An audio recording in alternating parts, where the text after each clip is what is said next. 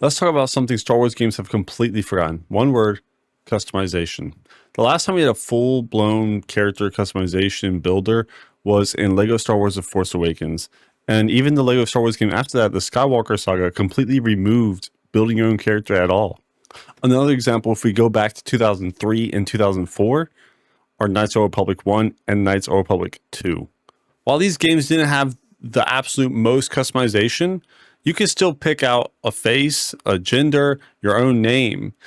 But there was more customized than this. You could pick the class type, then your Jedi class type on top of that, upgrade different fighting styles. You could have diplomacy or just play with pure rage and cause chaos and threaten people, destroy them, or charm them and do whatever you wanted. Not only did KOTOR 1 and 2 have the ability to customize your character, it had something more important than that.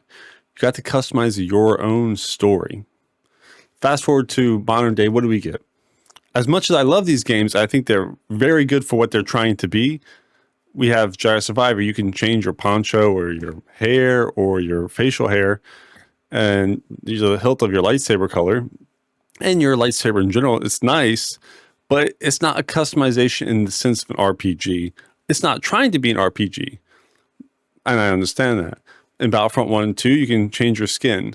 Now, these games are grade A, nearly perfect. Jedi Survivor, amazing, fun story, interesting. The combat is probably the best Star Wars combat in general. It has multiple different lightsabers, as I've said. You can change your lightsaber, if you want to do one heavy, two double blade, whatever. It's awesome. And it gives you a little bit of replayability. And as for Battlefront 2, it's probably one of the best large-scale PvP games to date. Customization isn't just about how your character looks. It's how you play the game and how it makes you feel like you're part of the Star Wars universe. In KOTOR 1 and 2, it took it a step further. It was customizing who you were. It made you feel like you're a part of the Star Wars galaxy. Are you a strong Force user? Are you more Jedi lightsaber dueling combat style? Do you walk the path of the light, the dark, maybe a little bit in between? Are you going to help that girl that needs to have her droid found? Or are you going to go out there and, take that droid out? These were constant choices that we had to play through, and they were scattered throughout the entire game.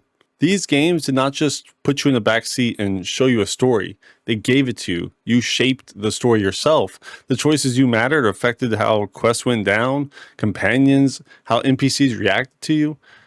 I mean, at the end of the game, you still were faced with two choices, light side or dark side, and however you played through and whichever way you kind of leaned is how it ended. However, as they say, it's about the journey, not the destination. And it's why these games appeal to so many different people, because no matter who you were or what you were into, this game worked for you. You could be who you wanted to be in them. Star Wars is the 5th biggest media franchise of all time. With the most in-depth and wide variety of stories to tell in a universe, I feel like this is why character customization can hit so hard. It puts players in the universe, not just watching it. You can be a part of it. And let's be honest, it's a lot of people's favorite universe or franchise. It's like having your own character and being to relate to that character, because it's your own character. Of course, you should be able to relate to your own character. It pulls you in even more. With everyone talking about Star Wars Battlefront 3 and, hey, let's get Battlefront 3 going, I want something we haven't had in over 21 years. That's an RPG Star Wars game with customization. Whether or not that's KOTOR or an entirely new, story that we can play through and enjoy ourselves, either way, that would be nice. Now, Star Wars teased Knights of the Old Republic remake in 2021. We haven't heard about much since. There was a small rumor that it was canceled completely, and I think it was put on pause. They stopped production of it.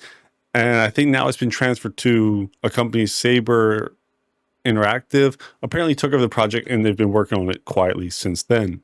So in conclusion, whether or not it is a KOTOR remake or a new story, I would like something that we get to decide who we are again.